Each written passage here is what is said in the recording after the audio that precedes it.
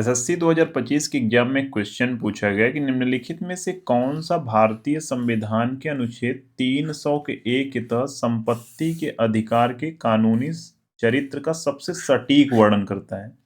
यानी सबसे सटीक वर्णन 300 के क का कौन सा ऑप्शन इसमें से कर रहा है, यही बताना है। तो सबसे पहले इसके बारे में थोड़ा सा जान लेते हैं, फिर ऑप्शन पढ़ते हैं।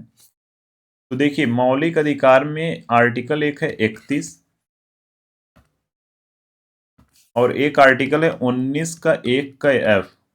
ये दोनों जो भी आर्टिकल थे ये 44वें संविधान संशोधन के तहत हट गए और ये 31 वाला जो आर्टिकल था वो कहाँ पर गया, 300 के क में उसको रखा गया। यानी जो फंडामेंटल राइट था उसको अब कॉन्स्टिट्यूशनल लीगल राइट बना दिया गया, यानी कानूनी अधिकार बना दिया गया है। अब मौलिक अधिकार और कानूनी अधिकार में अंतर क्या है?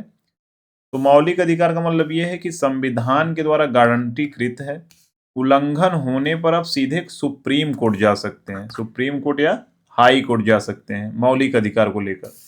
लेकिन इसमें क्या है कि कानूनी अधिकार ये जो है ये भी संविधान के द्वारा गारंटीकृत तो है, लेकिन इसके तहत आप डायरेक्ट ये चीज क्लेम नहीं कर सकते, सुप्रीम कोर्ट हाई कोर्ट नहीं जा सकते। लेकिन एक प्रावधान है, आर्टिकल 32 के तहत आप नहीं जा सकते, लेकिन आर्टिकल 226 के तहत हाई कोर्ट जा सकते हैं आप। यानी कानून के प्राधिकार से ही वंचित किया जा सकता है। 32 के तहत आप सीधे सुप्रीम कोर्ट नहीं जा सकते, हाई कोर्ट 226 के तहत जा सकते हैं। यानी आर्टिकल 226 के तहत हाई कोर्ट या तो फंडामेंटल राइट या तो लीगल राइट, दोनों पर रीट जारी करने का इसको अधिकार है। अब देखिए, मौलिक अधिकार और कानूनी अधिकार में सबसे बड़ा डिफरेंस क्या है, या जो ये संपत्ति का अधिकार हटाया गया तो क्यों हटाया गया? संपत्ति का अधिकार ये था कि जैसे मान लीजिए आपके गांव से रोड बननी है, अब वो फंडामेंटल राइट में रखा गया है। अब उसमें क्या है कि गवर्नमेंट आप कुछ भी नहीं कर सकती, अब हर एक व्यक्ति स्टे लगा देगा, हर एक व्यक्ति सुप्रीम कोर्ट हाई कोर्ट में चला जाएगा। तो वहां पर ये समस्या हो रही थी, इसलिए इसको कानूनी अधिकार बना दिया गया। कानूनी अधिकार का मतलब ये है कि अब कानून के जो भी मतलब लॉ कहता है उस हिसाब से वो आपकी जमीन ले सकते हैं, आप वहां पर आपको देना भी पड़ेगा अगर वो गवर्नमेंट के किसी भी काम में बाधा बन रहा है। तो पैसा दे कर लेंगे ऐसा नहीं कि वो उसमें कानून अधिकार में ये बोला गया कि बिना पैसे के लेंगे। तो यही सारा चीज था। तो 44वें संविधान संशोधन 1978 में ये बदलाव किया गया, 31 19 का एक हटा और 300 का जुड़ा।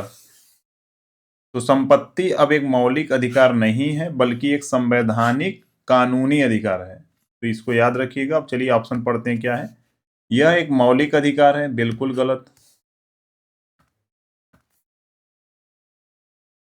जो सभी संपत्ति अधिग्रहण के लिए मुआवजे की गारंटी देता है, तो मौलिक अधिकार है ही नहीं, गलत हो गया ऑप्शन। यह राज्य को किसी भी कानून, यानी राज्य जहां भी आएगा संसद, उसके बाद आप सरकार, सबको उसी में लेकर गिनेंगे। तो यह राज्य को किसी भी कानून के द्वारा, यहाँ तक कि बिना किसी उचित प्रक्रिया के भी किसी व्यक्ति को उसकी संपत्ति से वंचित करने की अनुमति देता है। व्यक्ति को उसकी संपत्ति से वंचित करने की अनुमति देता है बिना किसी उचित प्रक्रिया के भी। अब इसको रोके रहिए। सी देखिए क्या कर रहा है, यह एक संवैधानिक कानूनी अधिकार है, बिल्कुल सही बात है, जो केवल कानून के प्राधिकार के द्वारा ही वंचित करने की अनुमति देता है, बिल्कुल सही है, ये आंसर होगा। यह नागरिकों को 32 के अंतर्गत सर्वोच्च न्यायालय में संपत्ति संरक्षण का दावा करता है, ये भी गलत है। यह राज्य को किसी भी कानून के द्वारा, यहां तक कि बिना किसी उचित प्रक्रिया के, उचित प्रक्रिया है लीगल प्रक्रिया के द्वारा ही आप वंचित कर सकते हैं। पैसा देकर ही जमीन ले सकते हैं, ऐसा नहीं बिना पैसे के आप ले सकते हैं। तो आंसर इसका सी होगा। तो इसी प्रकार क्विक रिवीजन करने के लिए चैनल को सब्सक्राइब करना बिल्कुल भी ना भूलिए। मिलते हैं नेक्स्ट वीडियो में।